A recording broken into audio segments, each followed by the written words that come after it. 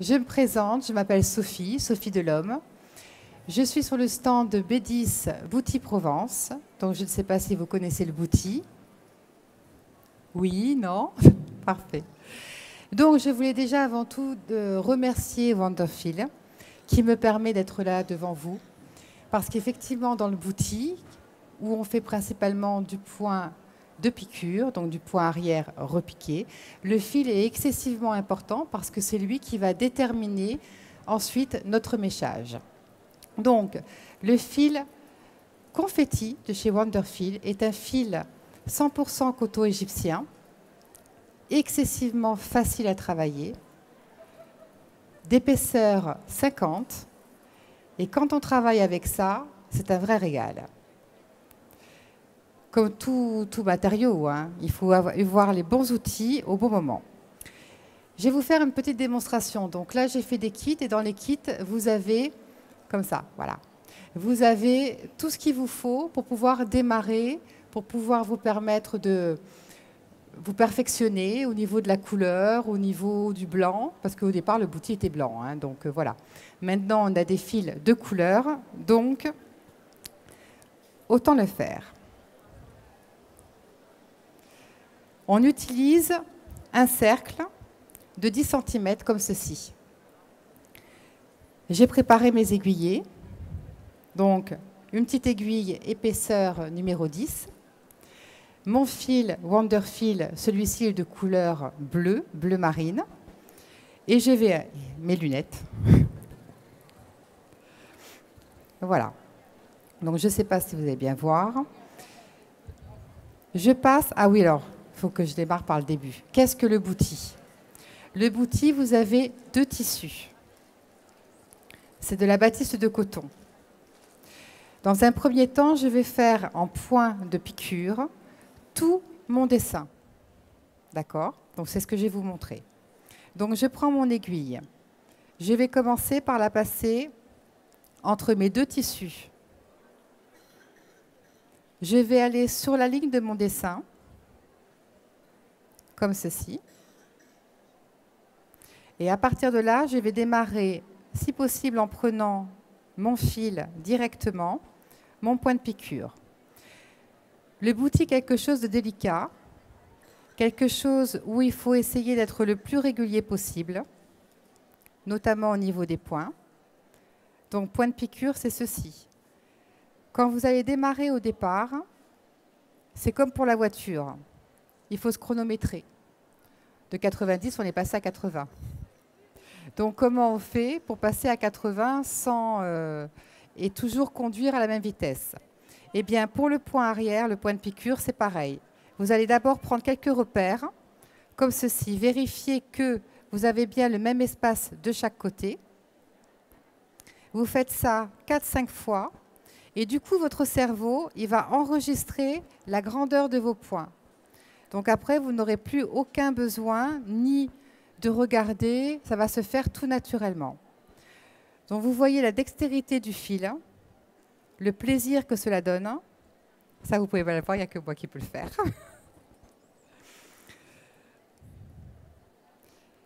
Et donc le point de piqûre permet réellement en fait de ne faire qu'un seul fil. D'accord? C'est-à-dire que même si je regarde derrière, on voit bien que c'est quelque chose, il n'y a pas d'espace. J'ai beaucoup de clientes qui ont appris le Bouti avec le point avant. Donc il faut savoir au niveau de l'histoire du Bouti que c'était un art donc qui est arrivé dans les ports de Marseille, qu'au XIIIe siècle, alors j'ai pris des petites notes, hein, combien, tac, tac, tac, tac. Voilà, ça s'appelait la broderie de Marseille ou la piqûre de Marseille. Et donc, il y avait des corps de brodeurs à Marseille. Et même dans un livre de Charles Germain de Saint-Aubin, brodeur de Louis XIV, on voit bien ces explications du Bouti. Alors, sur le nom Bouti, j'ai aussi des gens qui arrivent et qui me disent « Ah, c'est le bounty !» Alors, le bounty, pour moi, c'était un gâteau avec... C'est pas du bounty. J'ai d'autres personnes qui me disent le boutis. Alors, je veux bien que dans le sud, tout soit prononcé différemment, mais non, c'est simplement le bouti. Point. Voilà. Donc cette corporation était excessivement connue. À Marseille, Marseille et toute la région de Provence, c'était un art. Et cet art s'est arrêté, ils se sont fâchés, il y a eu des contrefaçons, enfin comme d'habitude, l'être humain. Et donc, ils se sont fâchés, et donc il y a la fameuse date de 1765 qui a fait que le bouti, tel qu'il était, en point de piqûre, en art, s'est arrêté. Ça s'est démocratisé ensuite, par la suite, et donc là, je dirais, c'est devenu dans le monde du peuple. Et pour aller plus vite, elles sont passées en point avant, et surtout pour utiliser moins de fils, parce que le fil arrière, le fil de piqûre, utilise plus de fils que le fil que le point avant. Voilà. Mais l'origine du bouti est bien le point de piqûre. Donc c'est un point excessivement simple à réaliser. Le tout, c'est d'avoir un bon fil. Ça, c'est ne pas faire de nœuds, parce que si vous utilisez un fil qui fait des nœuds, alors là, votre passion devient un enfer. C'est pour ça que je travaille avec ce fil-là.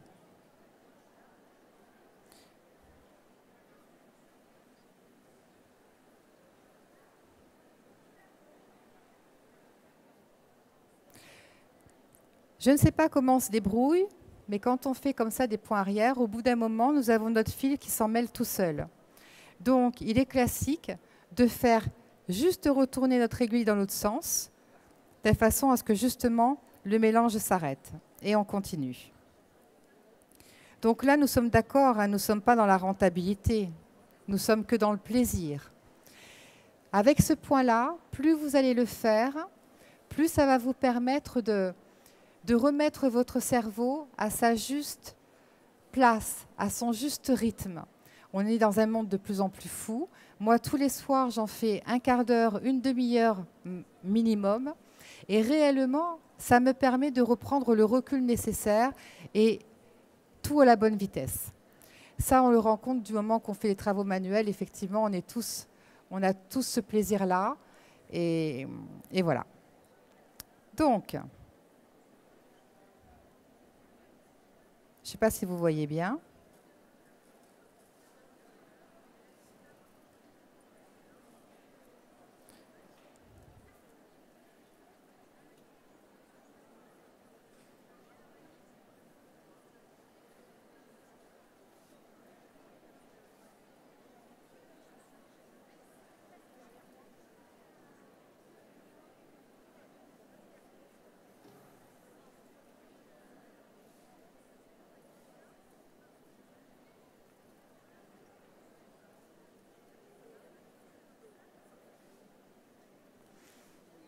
Alors, le fait d'utiliser de la batiste pré-imprimée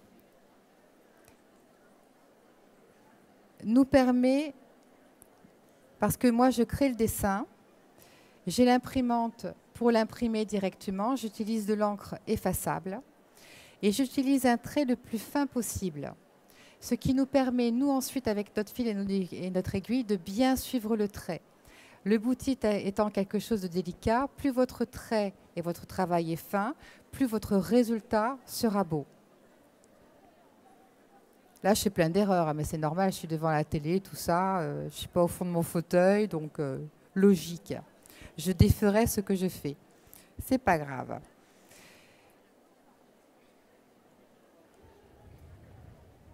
Mon bouti, au départ, je l'ai rapidement, avec du fil blanc bâti. On bâtit toujours en fil blanc. Pourquoi? Parce que justement, ça permet de bien tenir les deux morceaux. Ça, c'est un petit ouvrage, donc il n'a pas besoin d'être super tenu. Mais quand on fait des ouvrages comme le Mireille, comme ceci, qui est quand même beaucoup plus grand, il faut réellement faire un bouti à peu près tous les 1,5 cm en quadrillé, de telle façon à ce que votre tissu ne bouge pas du tout. Et on fait toujours le bâti avec du fil blanc. Pourquoi? Parce que si vous utilisez de la couleur, et quand là, par exemple, je passe, ça me permet, quand je vais enlever mon bâti, que mon fil ne reste pas accroché dans ma couture. Donc c'est important d'utiliser du fil blanc.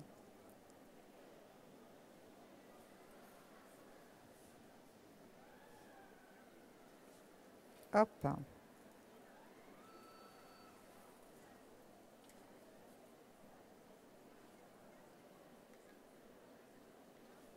Et ainsi de suite. Oh là là, mon point. Les points doivent être quand même beaucoup plus petits que ce que je vous montre, hein.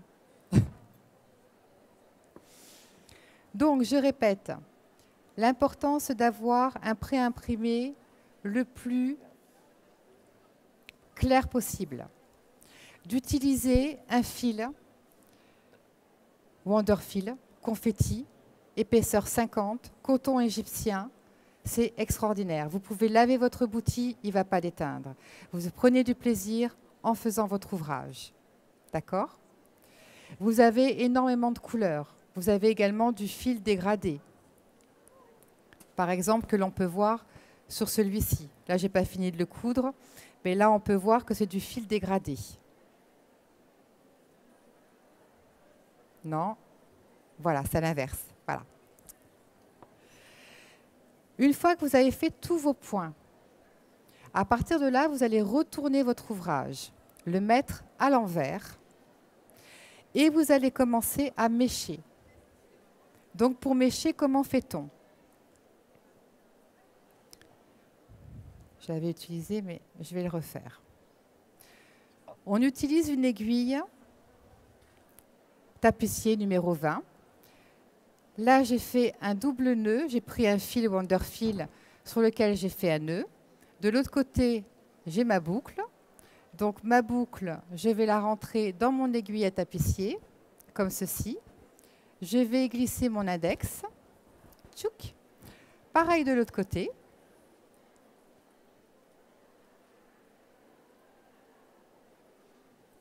Et il faut que mon nœud se retrouve... Ah ben, bravo Sophie. On va de mieux en mieux. Pourtant, j'ai eu une nette. Hein. Voilà. Donc, la boucle dans l'aiguille du chat, comme ceci. Et il faut que le nœud de mon lasso, parce que ça s'appelle un lasso, se retrouve en bas du chat. Donc, je le récupère comme ceci et je tire délicatement. Et mon nœud se trouve en bas de l'échelle. À partir de là, je prends ma mèche. Donc moi, je travaille avec une mèche dans laquelle il y a 10 brins. Je n'en prends que 3. Et je vais le mettre en double, au milieu comme ceci. Et je vais appuyer, parce que le premier coup, pour ne pas trop abîmer mon tissu, il faut pouvoir l'aider. Et à partir de là, j'attaque. Donc comment j'attaque? Je prends un bout de mon aiguille. J'ai fait plein d'essais, hein, donc je vais le sortir. Là, nous sommes d'accord, je n'ai pas terminé, il m'en reste un peu. D'où l'importance de mon lasso. Parce que je vais re-rentrer dans mon même trou, je passe entre mes deux tissus et je vais au bout. Et à partir de là, je vais tirer. Comme ceci. Là, je vais découper. J'utilise des ciseaux qui sont pratiques parce qu'ils ne font que couper mon fil et pas mon tissu. Et je rentre avec mon pic-olive. Je ferme mon trou. Pareil de l'autre côté. Je ferme mon trou. Ensuite, je reprends mon aiguille. Je reprends sur un autre trou. On n'utilise jamais 2 fois les mêmes trous. Et là, je vais pousser. Pas délicatement, hein, je pousse. Allez, oups. Je ressors. Je re-rentre dans le même trou. Je repousse mon petit monde. Et je vais à côté. Je tire. Je laisse 2 mm là. Je recoupe. Je re-rentre avec mon pic-olive. Je ferme mon trou, l'autre côté. Et ainsi de suite. Là, j'ai changé un peu de sens, ce ne sera pas plus mal. Donc, je repique. Je pousse mon petit monde. Donc, vous voyez, c'est franchement pas compliqué, hein. Des fois, on se dit, mais qu'est-ce que c'est beau le bouti, mais vraiment, ça paraît tellement... Non, c'est délicat, il faut prendre son temps, il faut essayer de faire des points de piqûre les plus réguliers possibles et surtout prendre du plaisir. Je repique dans mon même trou, je pousse tout mon petit monde. Hop. Là, mon tambour, mon tissu n'est pas assez tendu. Voilà, ça sera beaucoup plus facile. Je tire. Alors la grande question, ou plutôt c'est la question que moi je pose aux personnes, comment sait-on qu'on a assez méché? Comment sait-on qu'on a assez méché? Pour cela, il n'y a qu'une seule solution. À chaque fois qu'on a fini un espace, comme on travaille tous avec des lampes pour ne pas s'amuser nos yeux, vous allez regarder par transparence ce que vous avez réalisé. Et vous allez voir, si vous voyez des fibres, ça veut dire qu'il en manque. Si vous voyez de l'espace, ça veut dire qu'il en manque. Et si vous voyez que tout est régulier et tout est bien, ça veut dire que vous pouvez passer à l'espace suivant, tout simplement.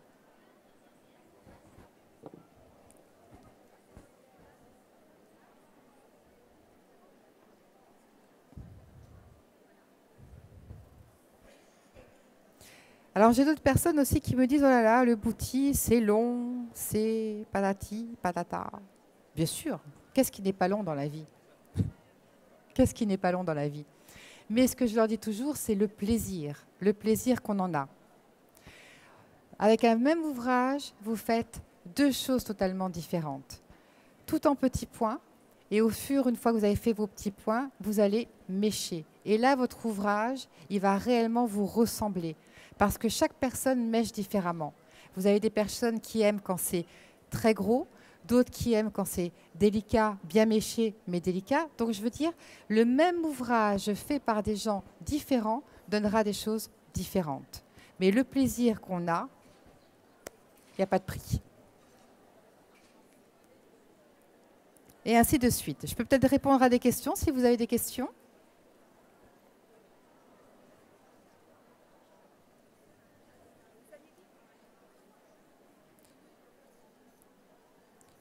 Alors, effectivement, au niveau du nœud du fil, on peut faire un tout petit nœud qu'on glisse entre les deux tissus. Et ensuite, on attaque automatiquement notre point arrière, notre point de piqûre, donc automatiquement, votre point va être arrêté. Donc, il m'est arrivé, suivant le méchage que je pouvais faire, trop important certainement, que mon fil ou mon nœud saute. C'est pour ça que maintenant, ce que j'essaye de faire quand je pique, c'est que je repique réellement dans mon fil directement. Comme ça, là, je suis sûre. Donc, je fais un nœud. Alors, je vois qu'il y a des sourcils. Donc, je vais essayer de vous le montrer. Je vais prendre un fil rouge. Là, j'ai fait un petit nœud. D'accord ?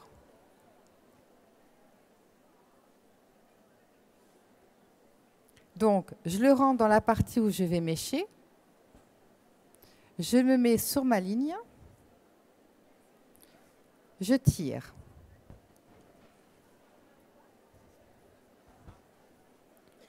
J'arrive à mon nœud, donc je découpe. Et là, je tire délicatement pour pouvoir le faire entrer entre les deux. Voilà. Là, ce que j'essaye de faire, je mets mon fil le plus près de mon trait et je pique les deux. Et là, je suis sûre que ça ne bougera plus jamais.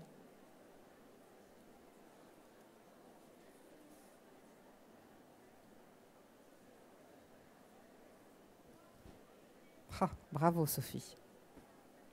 Là, je m'engueule, hein.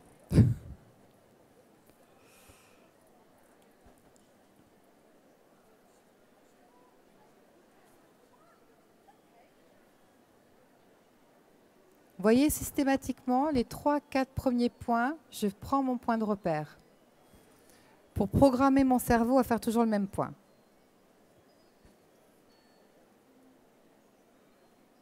Alors après, le bouti, on peut utiliser toutes sortes de points. On peut utiliser le point de chaînette, on peut utiliser le point de tige, on peut utiliser le point avant, le point de piqûre, tous les points. Le bouti n'est pas que du point de piqûre ou que du point avant. Ce qu'il faut bien penser, c'est que l'espace dans lequel vous allez mécher, il faut qu'il soit clos. Plus l'espace est clos, plus votre méchage sera beau. Est-ce que j'ai répondu à votre question, madame? Parfait. Il y a d'autres questions? Vous avez tout compris? Super. Il n'y a plus qu'à faire maintenant, mesdames, ou à refaire.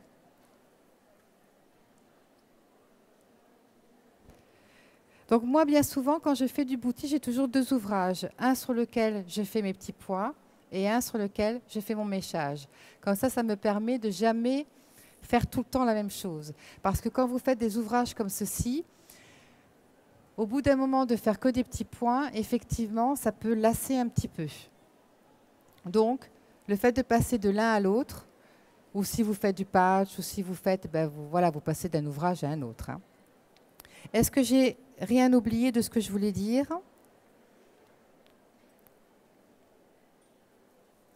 Oui, alors le bouti est quelque chose qui a disparu complètement à l'arrivée de la machine à coudre. Encore un truc a disparu.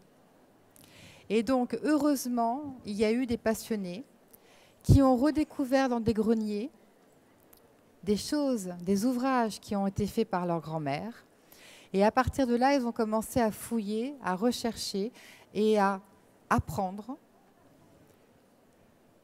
le bouti, de telle façon à ce que ça revienne réellement un art comme ça doit l'être.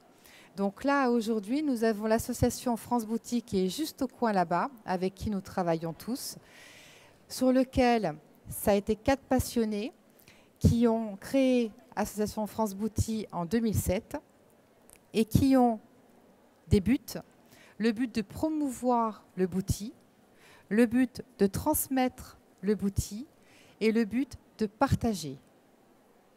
Parce que ça, c'est aussi des valeurs humaines. Et plus on transmet, plus on reçoit, plus on a envie de retransmettre et c'est l'échange. Voilà. Donc on a énormément de personnes qui font du patch, de la couture. Et bien toutes ces connaissances-là nous aident aussi, nous, dans notre travail. Voilà. Chose très importante, on a enfin pu déposer un dossier. Alors je vais vous dire le terme parce qu'on est bien en France. Hein. Donc un dossier est en cours pour inscrire le mot bouti à l'inventaire du patrimoine culturel immatériel, le PCI. Et ça, c'est quelque chose de très important parce qu'aujourd'hui, quand on dit ou quand on regarde sur Google bouti, vous avez des trucs chinois ou c'est des trucs faits à la machine, voilà, qui n'a rien à voir avec l'art du bouti. Donc, en France, au XIIIe, XIVe siècle, c'était un art et il faut absolument que ça redevienne un art. C'est pour ça que le dossier a été déposé. Dans le bouti, vous avez également toutes sortes de matières. Moi, j'utilise de la batiste de coton, mais vous avez également de la batiste suisse. Vous pouvez mettre de la batiste blanche et en dessous mettre un autre tissu. Il faut toujours utiliser des tissus qui soient entre 72 et 108 grammes. Si c'est en dessous, c'est de la mousse, entre nous, c'est merdique, c'est même pas la peine de démarrer parce que votre truc ne va pas tenir. Et si c'est au-dessus, eh bien, on ne va pas avoir la beauté du bouti. Donc, toujours entre 72 et 108 grammes. Mais on peut également faire du bouti sur de la soie. Et sur ce salon-là, vous avez de la chance d'avoir Dominique Favre, qui est juste en face de Wonderfeel chez Nanou Boutique, parce que Wonderfeel est au E00, et donc juste en face, vous avez Dominique, qui, elle, fait du bouti sur de la soie. C'est toujours du bouti. Donc, on peut l'adapter à toutes sortes de matériaux, à toutes sortes de tissus, faire ses propres dessins, faire des trousses, enfin faire ce qu'on veut. Des lampes également. Les lampes sont très très belles parce qu'on voit par transparence. Donc, ça amène autre chose. Voilà. Je pense que j'ai terminé. Il n'y a pas d'autres questions? Non? Eh bien, écoutez, je vous remercie. Et je remercie Wonderfield de m'avoir permis d'être devant vous, en tout cas. Merci beaucoup.